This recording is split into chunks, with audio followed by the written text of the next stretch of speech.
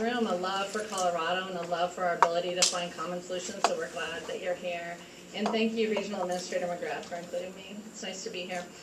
Okay, so I'm the representative of the oil and gas industry. So you're expecting me perhaps to speak about jobs, about energy security, about the manufacturing renaissance that's happening in this country. All of those things are amazing and extraordinary, but they're not what I'm going to talk about. I want to discuss my passion for addressing climate change and why I think a lot of historic things that we're doing, communications that we're having, aren't working. They're not exciting the imagination of the public. As the administrator said in her remarks, it's not the people in this room that need to be convinced. So we need to think about how we're going to bring other people along.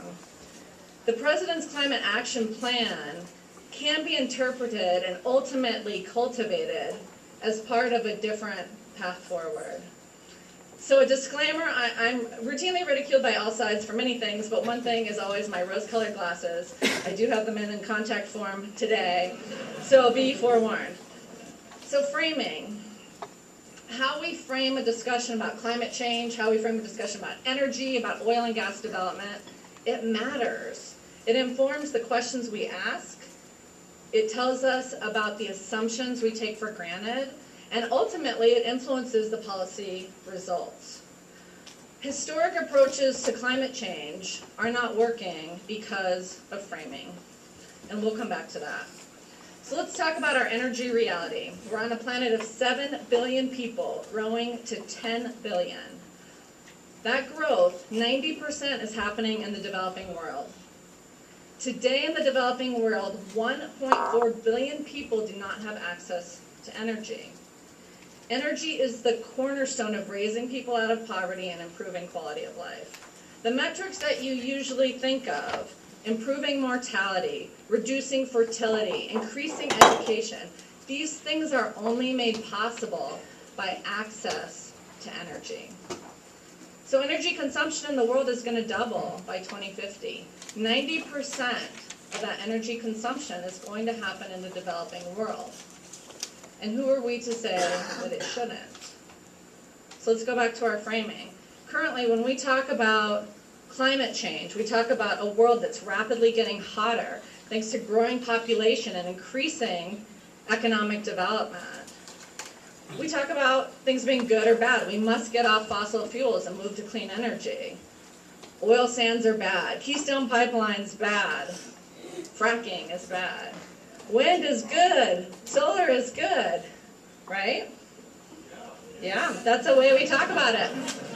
Excellent. You know you're playing right into my hands, right? Okay.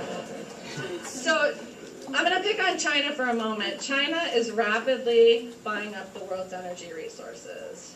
They already own 10% of the oil sands. In 5 years, they will replace the United States as the largest importer of oil. By 2030, China and India will consume 90% of all the world's coal. Currently today, 84% of all the world's energy is fossil fueled. By 2030, it's projected to be 80%.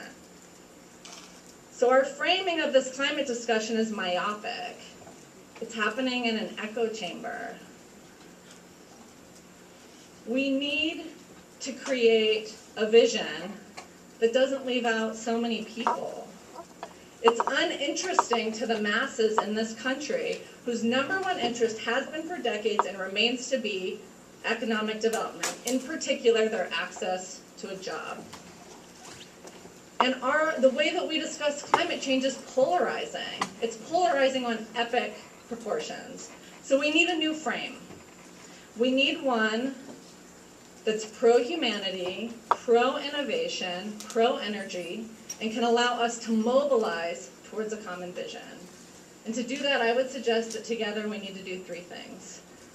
And these are going to be hard. The first thing we need to do is we need to drop our religious-like preferences for certain types of energy. So our favorite energy villain, oil. We are so ridiculously interdependent on oil that it's absurd. It's how we transport ourselves. It's how we transport all our commerce.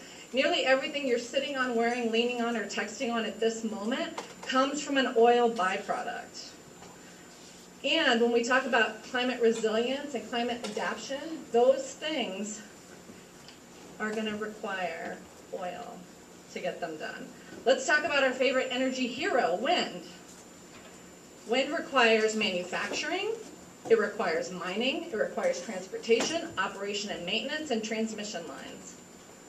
Those things all require oil and gas resources to happen. It's not free. There's no energy source that's a free lunch. And this energy bias that we're bringing to the conversation is limiting our ability to see solutions. Okay, the second thing. We must evolve beyond the fracking debate. There are very real concerns about oil and gas development, but they must be viewed within the context of our energy use. Anything else is hypocritical. If you're using energy, which we all are, then we must be part of a responsible conversation about where that energy should be produced. We can start with the concept of I use energy, I care about my community, and I want to have a responsible discussion about how this should happen. Otherwise, the conversation we're having is who else should produce my energy in a way that I just can't see it. And the last thing that we need to do is we need to make a tent big enough for real solutions to emerge. There are extraordinary efficiencies, technology advancements, climate benefits coming out of the oil and gas industry. The tent for climate change needs to be big enough to include the people that need to rise out of poverty through access to energy, and the people that are doing innovation and providing over 85% of today's actual energy sources. The President's climate change plan fundamentally acknowledges, and the administrator discussed, that we can focus on innovation, increase our economic security, and produce energy together. This is simply a different way of framing the conversation. This can and it will work. In fact, it already is. The President's climate plan acknowledges that CO2 emissions have dropped to 1992 levels, largely thanks to the conversion of coal-fired electricity generation to natural gas. Oil and gas operators in Colorado invested over $40 million in one basin to reduce ozone precursors. When you reduce ozone precursors, you also reduce methane emissions. This work was so successful, it was part of the foundation for EPA's NSPS Quad O rule, which looks at oil and gas emissions. Colorado was such a key part that I was able to go to Washington and testify in support of EPA's NSPS rule. Technology innovation is our friend. Ultimately, in Colorado right now, we are able to produce more oil and gas resource with a smaller footprint, fewer rigs, and less wellheads. Technology innovation across the spectrum is important. It's happening today in oil and gas. And we know economics are a great motivator for communities. It's something that we can rally around. So I think we have to acknowledge that most of us have some reason to stay invested in the status quo. Maybe it's your company business plan, maybe it's your campaign platform you were elected on, maybe it's your personal identity, maybe it's your organization's fundraising paradigm. But as the administrator said, lives, economies, and communities are at stake. Are you willing to give up your personal self-interest to create a bigger tent that we can solve these problems with?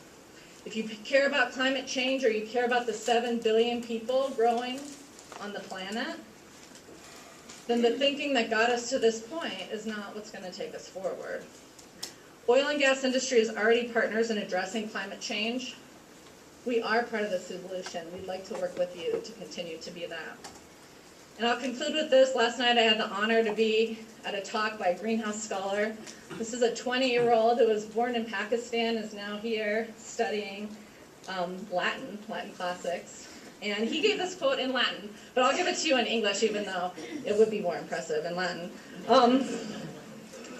There is no easy way from the earth to the stars. We best get to work. Thank you.